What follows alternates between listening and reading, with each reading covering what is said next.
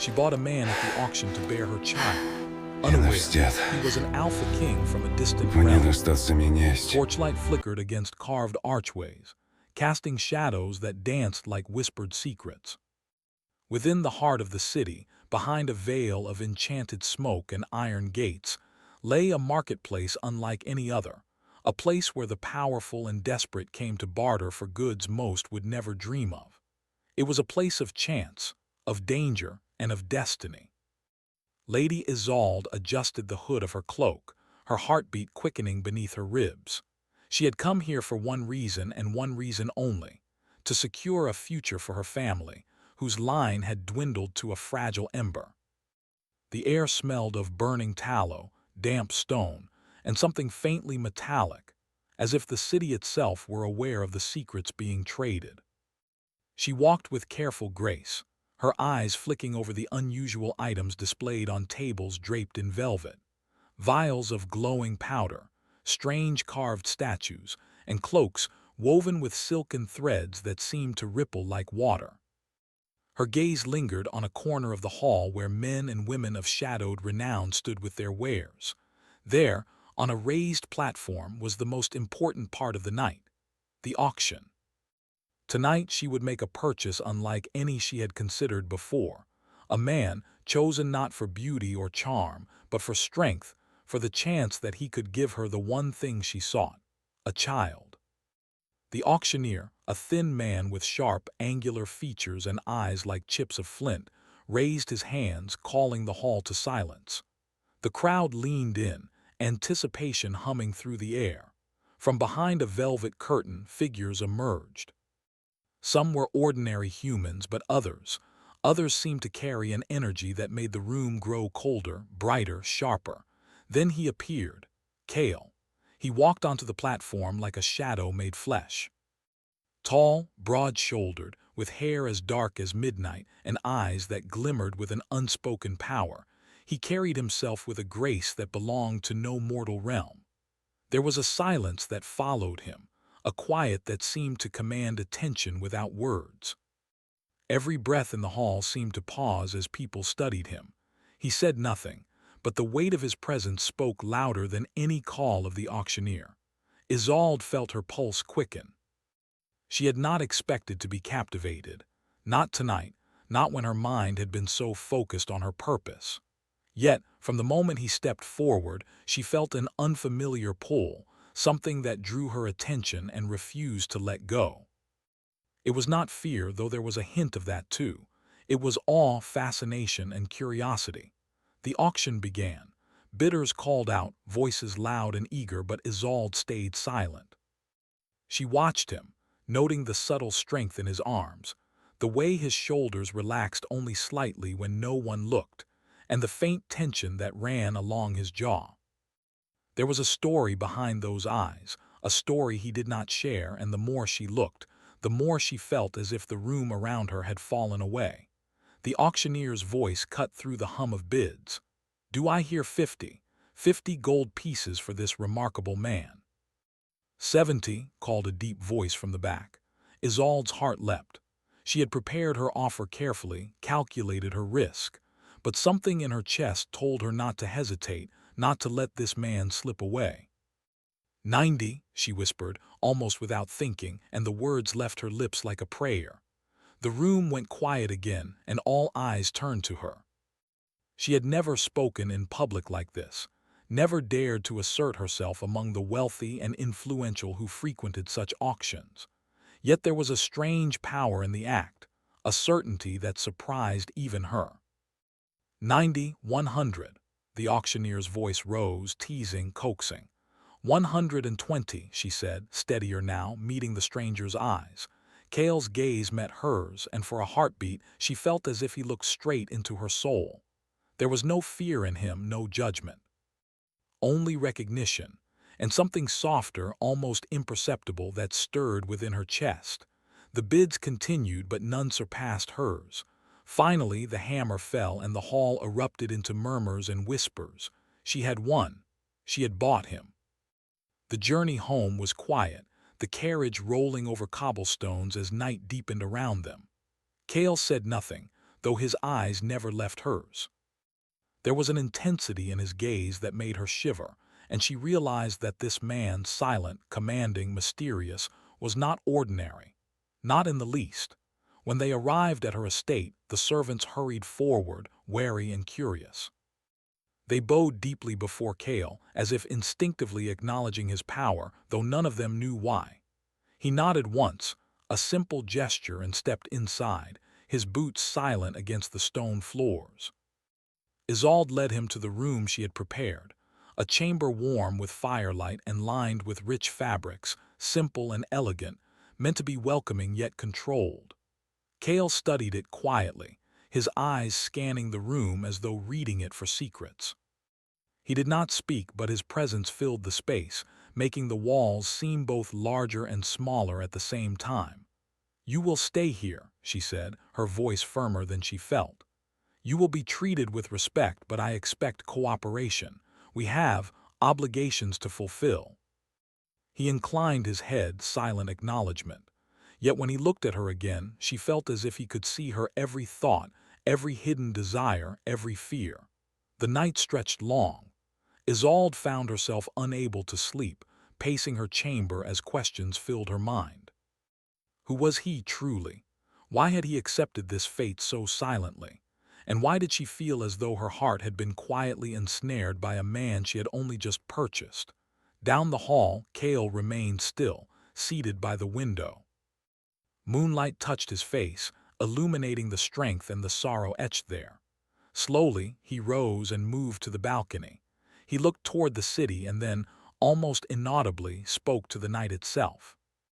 "You do not know what you've bought," he said, his voice low, carrying a weight that made the wind still. "And neither do I." Isolde from her chamber heard him. The words, mysterious and almost mournful, set a fire of both fear and longing in her chest. She knew the path ahead would be dangerous. She knew that the man she had acquired was not merely flesh and bone, but something far greater and far more untamed. And yet, for the first time in many years, she felt hope. Morning came slowly, painting the sky in shades of crimson and gold. The estate was quiet, but the tension in the air was palpable. Cale appeared at the breakfast table, silent, regal, almost untouchable. Isolde studied him, and for the first time, she allowed herself to wonder what it would be like to look into those dark eyes without fear, without the knowledge that he was not hers, not truly, and yet already had a place in her life. The servants brought food, but Cale did not eat. He merely observed, his gaze flicking to her occasionally, lingering longer than it should, as if testing her resolve. Isolde felt a strange thrill at this, a mixture of defiance and desire. "You have questions," he said finally, his voice soft but commanding, filling the room with a presence that was impossible to ignore. "Yes," she admitted, "and I will have answers, but first, you must tell me who you are and why you accepted this fate so quietly." Cale looked at her for a long time, his expression unreadable. Then, without a word, he rose and moved to the window once more. The wind caught the edges of his cloak, and for a moment he seemed almost larger than life, a figure of shadow and power, tethered to her world yet belonging somewhere else entirely. The silence stretched between them, heavy and charged with unspoken truths. Isolde realized that this was only the beginning, that the man she had purchased carried with him secrets, powers, and a past that could change everything she thought she knew. And in that moment she understood. Her life, her heart, and perhaps even her soul were already entwined with his. As the sun rose higher, casting light over the estate, a faint shimmer appeared in Cale's eyes, a glow that was not entirely human. He turned to her, and for the first time he spoke her name. "Isolde," he said, his voice low, like a promise or a warning. "You have brought me here, but do you understand what you have truly bought?" She did not answer. She could not. The weight of his presence, the gravity of what had begun, held her silent. Outside, the city continued its life, unaware that within a single estate destiny had taken root, a bond formed between a desperate woman and a man who was far more than he appeared to be. And somewhere deep inside, Isolde felt it, the spark of a story that would change everything, a tale of power, longing, and secrets that would demand courage she had never known she possessed. For Cale was not just a man, he was a king, and she had bought him. The morning sun poured through the tall windows of the estate, casting long, golden lines across the stone floors. Lady Isolde sat at her writing desk, her fingers drumming lightly against the surface, yet her mind was far from the letters she had intended to write. Cale moved silently in the hall, his presence almost like a shadow that refused to fade. Every step he took was careful, measured, yet there was an unmistakable strength beneath it, as if the earth itself acknowledged his weight. She could not stop watching him.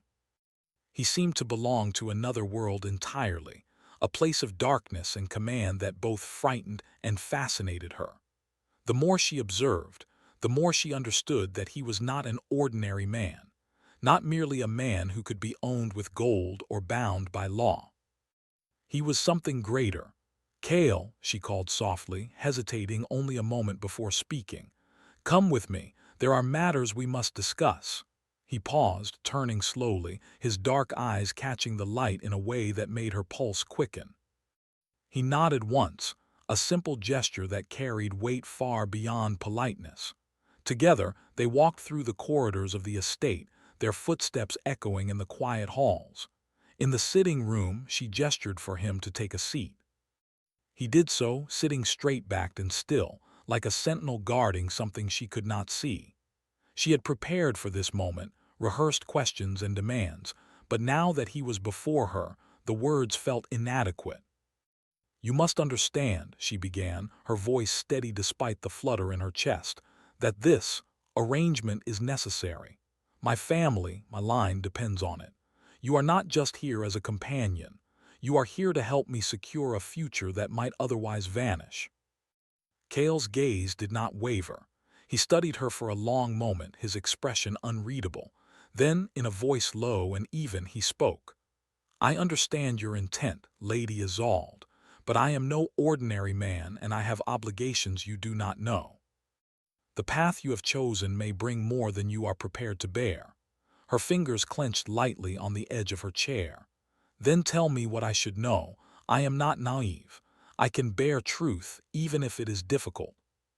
For the first time, Cale's expression softened, though only slightly. There was a weight in his eyes, a shadow of something older, deeper than anything she had ever encountered. "I am bound by a curse," he said quietly, "a curse that has forced me from my realm into this form. I am a king, Isolde, not by inheritance alone, but by blood and power that this land cannot contain. And now you have brought me here, into a life I did not choose but perhaps cannot refuse." Isolde felt a shiver run down her spine. A king, a cursed man. And she had been the one to summon him into her world, unaware of the forces that tied him to destiny and shadow. Yet, even as fear threatened to rise, she felt a strange thrill, a certainty that her choice had been the correct one. "And yet you stay," she said softly, meeting his gaze. "You do not resist fully." "Why?" Cale looked out the window, his profile bathed in sunlight and shadow. "Because destiny is seldom fair," he replied. "Because something in your spirit calls to me. And because perhaps, for the first time, I am not entirely alone in this world."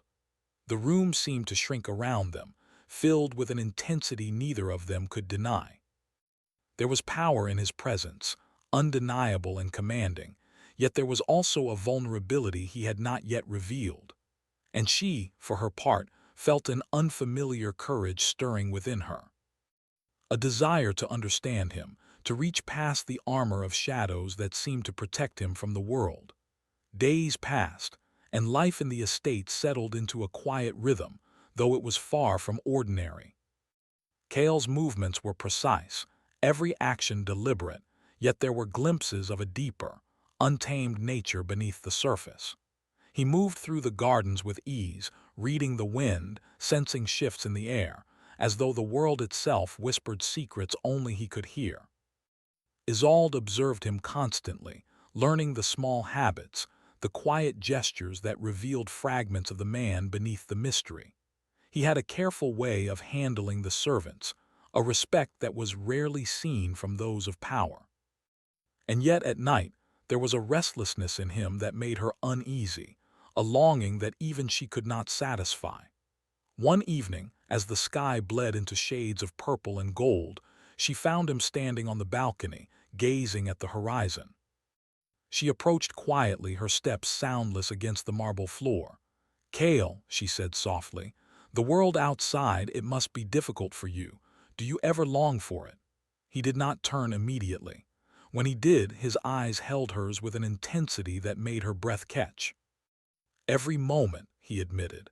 "Yet longing is dangerous. It reminds me of what I have lost and what I might never regain. And it reminds me that you are part of this now, part of a destiny that is not yours alone." Her heart thumped in her chest, a mixture of fear and fascination. "I do not fear destiny," she said quietly. "Not if it means standing beside you." For a moment, Cale simply looked at her, and she felt the distance between them shrink, though neither of them moved closer. It was a silent acknowledgement, a recognition of the bond forming between them, a bond not of chains or obligation, but of something far more subtle, far more powerful. Over the following days, their interactions grew more complex. Cale taught her to recognize the signs of danger in their surroundings, to understand the flow of power in the air. She learned to read his expressions, to sense when he was troubled, and to approach him with caution, respect, and a growing admiration. Yet with every lesson, every shared silence, the tension between them deepened. It was not merely attraction, it was a test of wills, a dance of dominance and surrender that neither could fully control. Cale was an alpha in every sense, commanding not just the physical space but the emotional one as well. And Isolde, though determined and brave, found herself drawn into the gravity of his presence, compelled to surrender even as she sought to assert herself. One night a storm rolled over the city, lightning illuminating the skies and thunder shaking the windows. Isolde could not sleep, her thoughts tangled with worry and anticipation. She wandered the halls, her footsteps echoing, until she found Cale in the library, standing by the window as rain lashed against the glass. "You cannot remain distant forever," she said quietly. "The more I see of you, the more I understand. You are not a man to be tamed." He turned slowly, and she felt the full weight of his gaze. "And you are not a woman to be ignored," he replied, his voice low and steady. "That much is clear. I see your courage, your strength, and yet I fear what you will sacrifice for it, for me." The storm raged outside, mirroring the storm within her. "I will sacrifice nothing that does not protect my family," she said, her voice firmer than she felt. "But I will not turn away from truth, from what I know is necessary." Cale studied her for a long moment. Then, in a gesture that startled her, he reached out and lightly brushed a strand of hair from her face. His touch was deliberate, careful, yet it sent a shiver down her spine. "You are unlike anyone I have ever known," he said softly, "and perhaps that is why I remain. Perhaps that is why I have not fled from this fate." She looked into his eyes and saw the faintest glow beneath the dark irises, a light that was not entirely human. It was a reminder, a warning, and a promise. She did not know what it meant, but she understood this. Cale was not simply a man.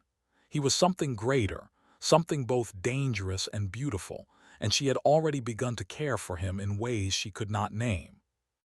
Days turned into weeks, and with each passing moment, the bond between them strengthened, though unspoken. They shared meals, conversations, and quiet walks through the estate gardens. And always there was the unacknowledged tension, the delicate push and pull of power, respect, and longing.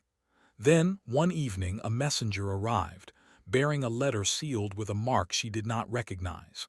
Cale broke the seal, his expression darkening as he read the contents. The letter spoke of enemies from his realm, of forces that had not forgotten him, and of dangers that were now creeping toward their world. Isolde watched him closely, her heart tightening. "What does it mean?" she asked, though she feared the answer. It means, he said slowly, folding the letter with precise care, that our time of quiet is ending, that the world I left behind is not willing to forgive my absence, and that you, by binding yourself to me, have stepped into a storm you cannot yet see. The night stretched long, heavy with the weight of unspoken fears and promises. Isolde realized in that moment that the life she had tried to control was now utterly entwined with a man she barely understood, yet could not bear to lose. And Cale, standing at the window, eyes glimmering with both power and worry, understood that the woman he had once regarded as a purchaser was now something far more, a companion, an equal, and perhaps a key to the redemption he had long believed impossible. Lightning flashed, illuminating the room in stark white, and in that instant they both felt it. The storm outside was nothing compared to the storm between them. They were bound by choice, by fate, and by the unseen threads of destiny that now tied their hearts and their lives together. And neither of them could turn back. The journey to Cale's homeland was longer than Isolde had imagined. The roads wound through forests where the trees seemed to whisper secrets in languages she could not understand, and across rivers that glimmered with an unnatural light under the moon. The air itself was different here, heavier with magic and the memory of old battles. Isolde had thought she knew the meaning of fear and awe, but nothing could have prepared her for the weight of a kingdom that waited, hidden, just beyond the horizon. Cale rode ahead on a horse as dark as night, his posture regal and unyielding, a silent guide through lands that had not seen him in many years. Isolde followed on a smaller mare, her eyes scanning the landscape. Every shadow seemed alive, every rustle in the underbrush hinting at dangers unseen. And yet, despite the tension that gripped her, she felt a strange pull, a certainty that she was walking into a destiny she had chosen, even if she did not fully understand it. After several days, they arrived at the edge of a ruined city, where jagged towers and shattered walls rose like broken teeth against the sky. The air was thick with the scent of ancient stone and lingering power, a reminder of the kingdom that had once been great under Cale's rule. But it was not empty. Ghostly shapes flitted among the ruins, creatures bound by magic to guard what remained. Cale dismounted, his eyes scanning the horizon with the precision of a hunter. "This land remembers me," he said quietly, almost to himself, "and it does not forgive easily." Isolde felt a chill at his words. "Why does it not forgive?" she asked, her voice trembling slightly. He turned to her, his dark eyes reflecting both sorrow and strength. "Because I was betrayed," he said, "by those I trusted most. By my counsel, by those who should have protected this kingdom. I was cursed, stripped of my form and forced into exile. I have walked among mortals, carrying the weight of my realm in secret, waiting for a bond strong enough to bring me home." She took a deep breath, trying to absorb the gravity of his words. "And that bond is what? You and I." Cale's expression softened, though only just enough to show the hint of a smile. "Perhaps. You are the first in many years to face me without fear, without judgment. You have chosen me, even when you did not know what I truly am. That is why you are here, and why I cannot turn away from you."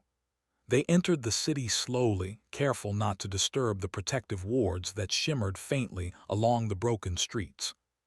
As they moved, Cale explained more of his past, weaving a story of betrayal, magic, and prophecy.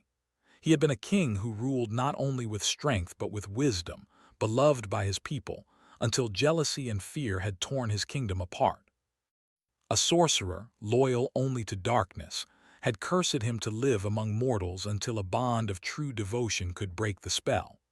Until then, he was bound in a human form, stripped of his throne, his power limited but still present in quiet ways. Isolde listened, fascinated and terrified. The man she had bought, the man she had begun to care for, was more than she had ever imagined. He carried not only his own burdens but the hopes of a kingdom long forgotten. And now, by bringing him home, she had stepped into a story far larger than herself, one that would demand courage, wisdom, and heart. They reached the palace, or what remained of it. Broken columns and shattered mosaics told of grandeur long lost. Magic hummed in the air, faint but persistent, like the echo of a song long forgotten. Kale led her to the throne room where he knelt before the empty seat, placing a hand on the stone as if greeting an old friend. "This is where it began," he said softly, "and where it must end." Isolde studied him, sensing the weight of responsibility he carried. "And what must we do?" she asked. Kale's eyes met hers, dark and intense. "We must confront the curse," he said. "Face those who betrayed me and reclaim what was stolen. But there is danger, greater than you know, greater than either of us alone can face." As he spoke, the room shifted subtly. Shadows moved against the walls, curling and twisting as though alive. Isolde felt a tremor of fear, yet she also felt a strange strength, drawn from Kale's presence, from the bond that was forming between them. She realized that she was no longer merely an observer.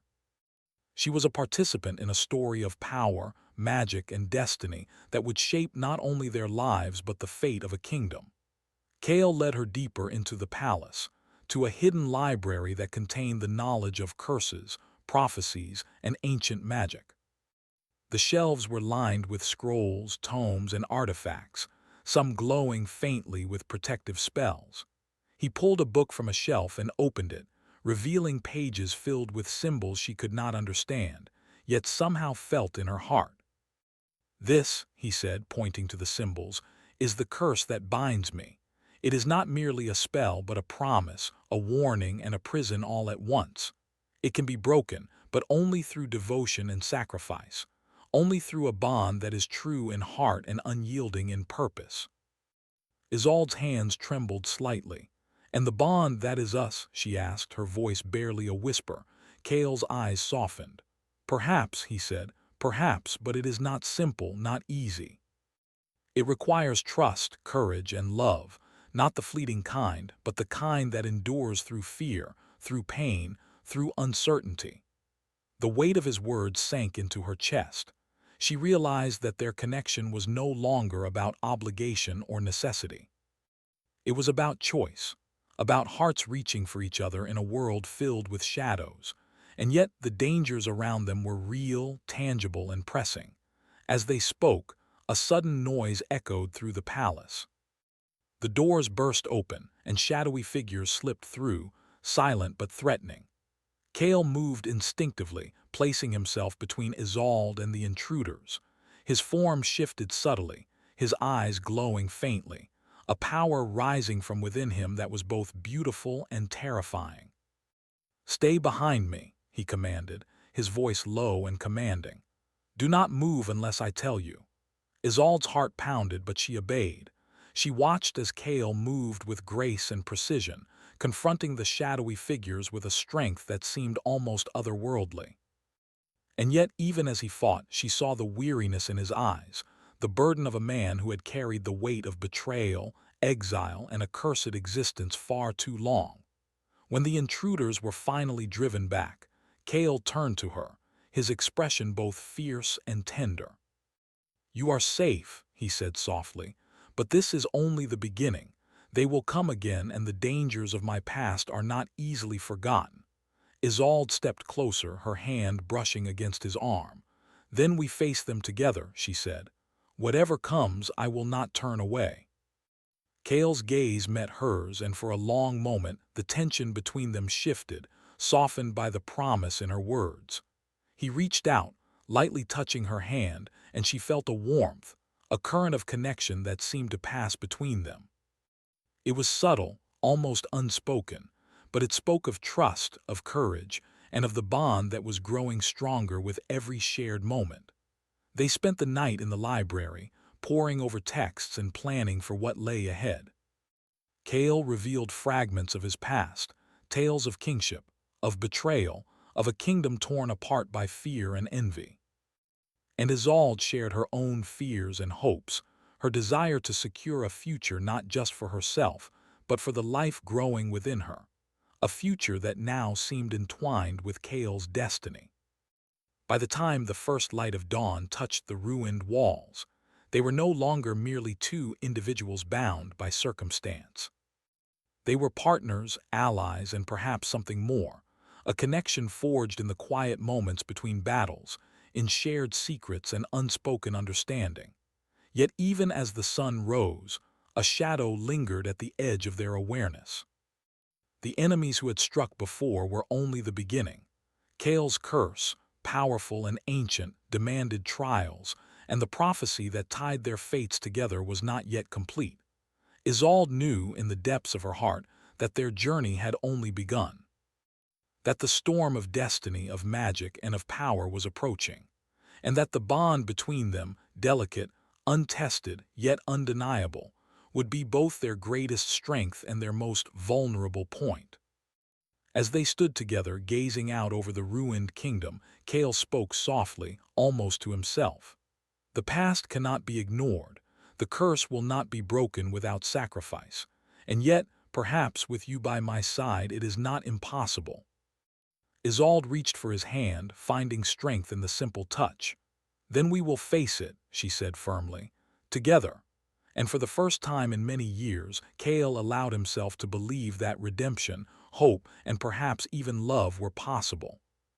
But the shadows outside the walls were gathering, and the forces that had cursed him, betrayed him, and hunted him were already moving closer. And neither of them could turn away. The sky over Kale's homeland was heavy with storm clouds, dark and foreboding, as though the heavens themselves were warning of what was to come. Isolde stood beside Kale on the palace balcony, her hands gripping the stone railing, her heart pounding in rhythm with the distant thunder. The wind whipped her hair across her face, and she did not move to brush it aside. She did not need to. She felt the storm within Kale more keenly than the one outside. "This is it," she said softly, her voice almost lost in the howl of the wind. "The moment we have been preparing for. The danger, it is close." Kale's eyes, dark as midnight and glowing faintly with power, met hers. There was no fear in him, at least not the kind she expected. Instead, there was determination, tempered with the quiet knowledge of what might be lost. "Yes," he replied, "they are coming. Those who betrayed me, those who cursed me, will not hesitate. And I cannot promise we will escape unscathed." Isolde drew in a steadying breath. "Then we face them together," she said firmly. "Whatever comes, we face it side by side." He allowed a faint nod, and for the first time, a hint of a smile softened the sharp lines of his face. "Then let it be so."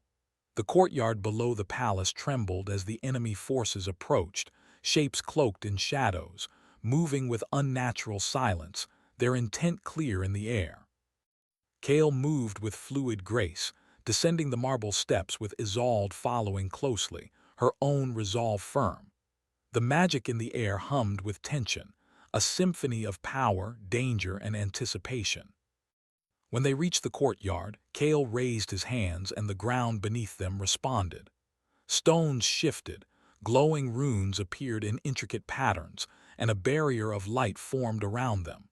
The intruders halted, momentarily halted by the unexpected defense. Kale's voice rang out clear and commanding. "This ends tonight. You will not harm this land or the woman beside me without consequence." The enemy hesitated, their shadows flickering and stretching unnaturally, as if aware that the man before them was not entirely mortal. Isolde felt the surge of power emanating from Kale, a force that was both protective and terrifying. She had never seen him like this, his true nature, the alpha king beneath the human guise, commanding the very elements. And yet, in that moment, she did not feel fear. She felt belonging. She felt that she was part of something far greater than herself, a story written in prophecy, in courage, and in love. The battle began. Shadows lunged forward, striking at Kale, who moved with precision and strength, each motion deliberate, powerful, yet controlled. Isolde stayed close, her own hands trembling as she focused on keeping the magical barriers intact, repeating the chants Kale had taught her. The connection between them deepened in those moments. Every glance, every shared breath, every silent understanding reinforcing the bond they had built over weeks of trust, training, and quiet intimacy. Kale fought not only with skill but with emotion, each strike a mixture of vengeance, protection, and hope. The enemies recoiled at his presence, sensing the power of a king who had returned to claim what was rightfully his. Yet even as he drove them back, he knew the curse was not yet broken. The bond with Isolde had to be complete, the devotion true, before the spell that had bound him for years could be undone. And in the chaos of battle, he realized something even more vital. His heart had chosen freely. He had loved without fear, without hesitation, and in doing so, he had already begun the process of redemption, not only for himself but for the kingdom he had lost, and for the woman who now stood beside him. The enemy surged again, more determined this time, their shadows forming into shapes of beasts and warriors alike. Kale raised his hand, and a brilliant light erupted from him, illuminating the courtyard and forcing the attackers to stagger. The air shimmered with energy, and in that moment he called out to Isolde. "Now!" he shouted. She responded instinctively, her hands weaving the protective wards and channeling the energy Kale had taught her to trust. Light and shadow collided in a dazzling display, the courtyard becoming a battlefield of magic and will. And through it all, she felt Kale's presence like an anchor, steady and unwavering, drawing her forward, lending her courage she had not known she possessed. When the dust settled and the shadows dissipated, the courtyard was still. The intruders had been driven back, fleeing into the darkness, leaving Kale and Isolde standing amidst the ruins, breathing heavily, the weight of what had just occurred settling over them. Kale turned to her, his eyes softer now, glowing faintly with relief and something else, something warmer, more human. "You were remarkable," he said quietly, taking her hands in his. "You faced the storm with me, and in doing so, you became part of the power that breaks the curse, part of the bond that restores not only me but all that was lost." Isolde's chest rose and fell rapidly. She had faced fear, danger, and uncertainty, and she had stood beside him unbroken. "And now?" she asked softly. Kale's gaze lingered on her, filled with reverence and gratitude. "Now the curse can be lifted," he said, "but it requires one final choice. A surrender not of will but of heart, a recognition that we are bound not by necessity but by trust and love." He led her to the throne room, the place where the kingdom's fate had once been decided, where magic had been strongest, and where the first betrayal had been sealed. There he knelt before the throne, and Isolde felt the air vibrate with energy, the presence of the ancient magic that had bound him for so long. "Stand with me," Kale said, and she did, placing her hand in his. Together they spoke the incantation written in the ancient tomes, words of devotion, courage, and unity. As their voices blended, the room shimmered with light, and Kale's form began to change. The glow intensified, surrounding him in a halo of power and purity. His eyes, once dark and shadowed, now reflected the full strength of his true nature, a king restored not only in title but in spirit. And yet the magic did not overwhelm him. It flowed through him, tempered by the bond they had forged, softened by the love that had grown in quiet moments, in shared trust, and in unwavering courage. When the light faded, Kale stood before Isolde, his form fully restored yet human, the curse broken, the weight of centuries lifted. He looked at her, his expression filled with something deeper than triumph. It was gratitude, relief, and a vulnerability he had not shown before. "You have done this," he said softly, his hand brushing her cheek. "Not with magic alone, but with your heart, with your courage, your trust, your choice to stand beside me. You are part of this redemption as much as I am." Tears sprang to her eyes, not from fear, but from joy, awe, and the realization that they had achieved something extraordinary together. "We did it," she whispered. "Together."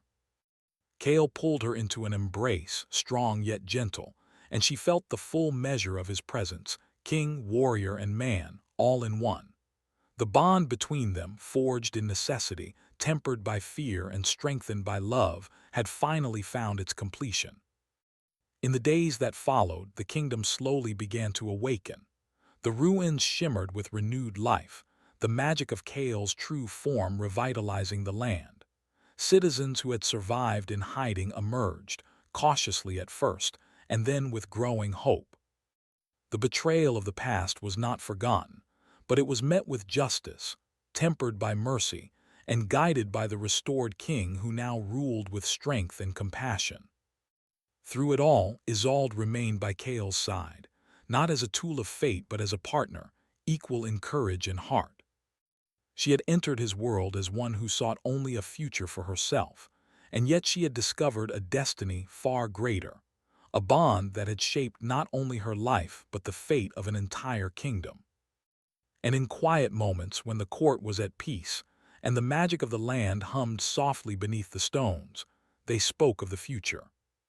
Of the child she carried, the life that would unite their worlds, and the love that had grown quietly in the shadow of fear, danger, and prophecy. Kale's hand rested lightly on her stomach, a promise and a protection. "The child will know courage," he said softly, "and love, because it comes from both of us." Isolde smiled, feeling the warmth of his presence, the strength of his heart, and the certainty that they had survived not only the storm outside but the storms within themselves. "And we will face every challenge," she said, "as we always have." Together, the sun rose over the kingdom, casting gold across the palace towers and the restored lands beyond. Birds sang in the newly blooming gardens, the wind carried the scent of flowers and rain, and the magic of the land whispered of hope, renewal, and the power of bonds formed in trust and love. Kale and Isolde stood on the balcony once more, hand in hand, looking out at the horizon. The shadows had passed, the curse had been lifted, and the kingdom was alive once more. But more than that, they had found something rare and precious, a connection that transcended fear, pain, and prophecy, a love that was real, unbroken, and enduring. Kale turned to her, his eyes reflecting the light of the rising sun. "We are free," he said softly. "Free to build what comes next and to protect what matters most." Isolde rested her head against his shoulder, feeling the steady rhythm of his heart, the strength of his presence, and the quiet certainty of their bond. "And together," she whispered, "always together." The future was uncertain, as all futures must be, but for the first time in many years, both Kale and Isolde felt hope, pure, bright, and unshakable. The kingdom, the curse, and the battles of the past were behind them. Ahead lay love, life, and a destiny they would face together, side by side, heart to heart. And for them that was enough.